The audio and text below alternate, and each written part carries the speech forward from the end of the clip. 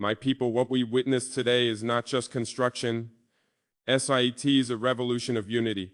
Over 200,000 sons and daughters of this land side by side, building roads with bare hands and proud hearts. This is the Burkina Faso we are forging, a nation built by its people. For its people, we are no longer waiting, we are rising. Imagine this. No contracts signed, no foreign companies hired, no billion-dollar loans from the West. Just pure determination, unity, and love for the motherland. In a world where infrastructure is often bought with debt, where foreign aid is paraded as charity but delivered with strings, one country dares to break the mold. Burkina Faso, a land once written off as one of the poorest in Africa, now making history with one of the largest citizen-led infrastructure projects the continent has ever seen. Over 200,000 Burkinabe men, women, youth, and elders have come together, not to protest, not to beg, but to build roads. With their bare hands, with picks, shovels, and boundless patriotism, they are paving the future of their nation. This is not just about roads. This is about revolution. This is about self-reliance. This is about reclaiming power. Welcome to Echo Africa, your #1 channel for revolutionary stories from the heart of Africa.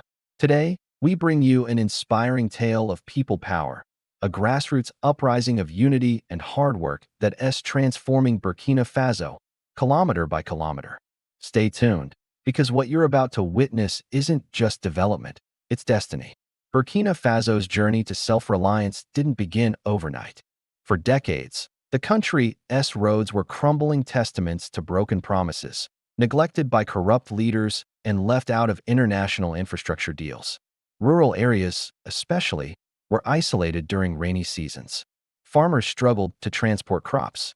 Children walked for hours just to get to school. Sick citizens often died before reaching a hospital. But in 2023, a wind of change began to blow.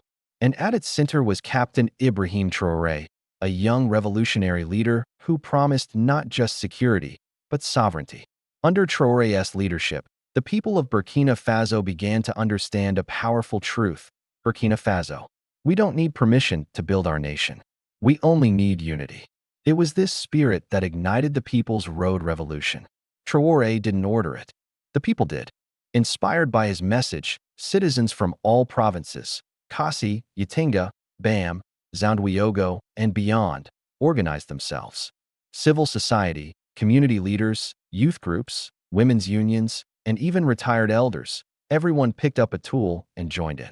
No pay, no politics, just patriotism. At first, it started small.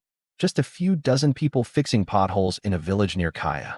Then a few hundred more joined in from Dori, laying stones to patch up a key rural route. But within weeks, it grew to a national movement.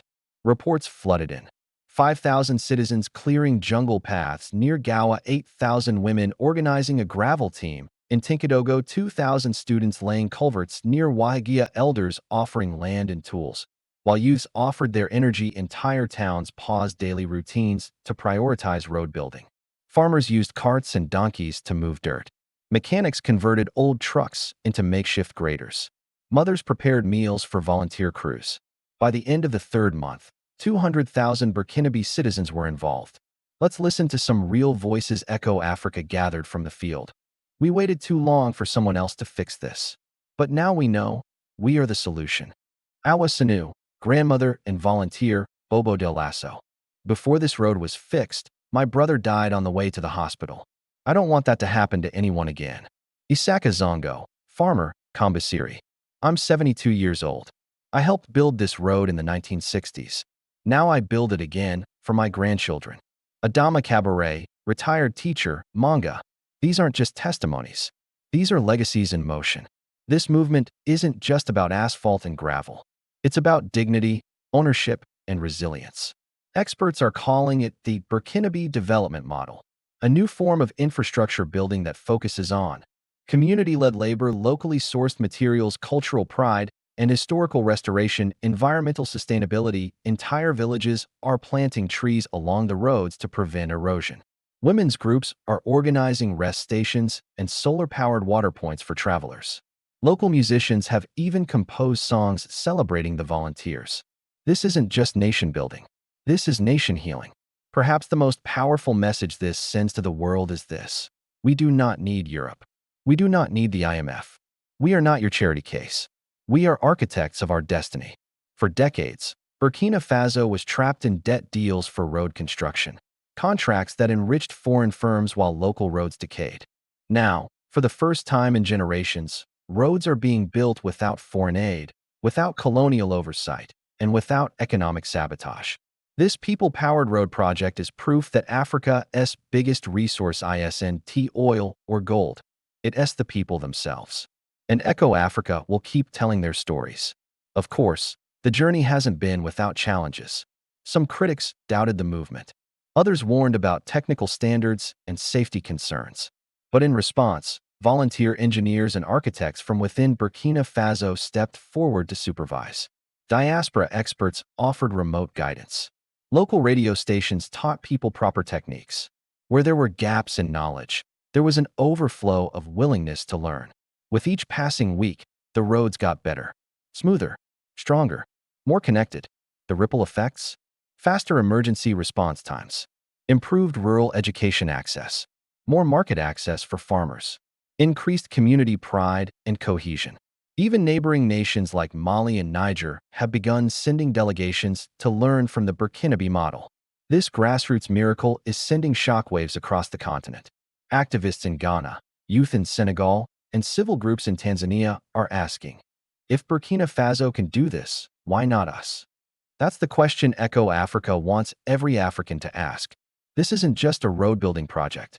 It's a blueprint for Africa's rise, a continent taking charge, led not by billionaires or foreign investors, but by ordinary people with extraordinary willpower. This is what sovereignty looks like. This is what Pan-Africanism feels like.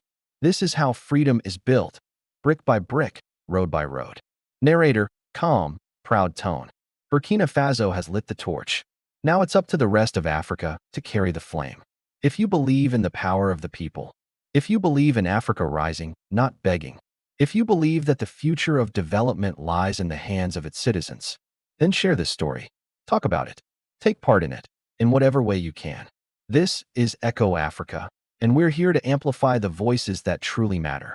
The builders, the dreamers, the doers, Africa's silent giants, now marching forward with hammers in hand and hope in their hearts.